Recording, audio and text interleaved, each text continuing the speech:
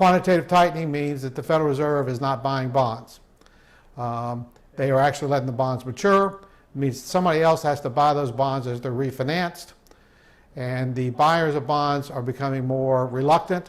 You've seen through SWIFT, payment system sanctions on Russia.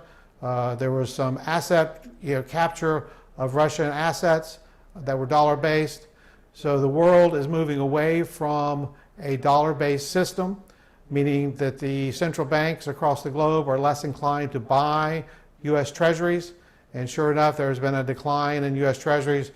China and Russia being the two biggest ones that have actually reduced their, Treasury holdings, but that's also happening across the globe, including countries that are friendly to the U.S., such as Japan. So fewer buyers by central banks of Treasury bonds.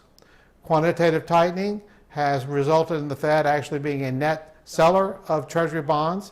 And then you've got this huge deficit running at $1.7 to $2 trillion a year and only getting bigger. That is also going to require additional financing.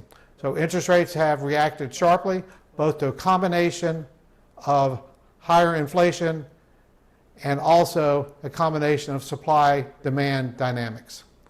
We continue to think that interest rates bias are upward from here, although the bulk of the move is probably behind us. We do think that in a nominal GDP environment of 3% inflation and 3% real GDP growth, that would give you a nominal GDP of around 6%, and that would be a fair value for the 10 and 30-year Treasury, in our opinion. That is where the historic norms have been on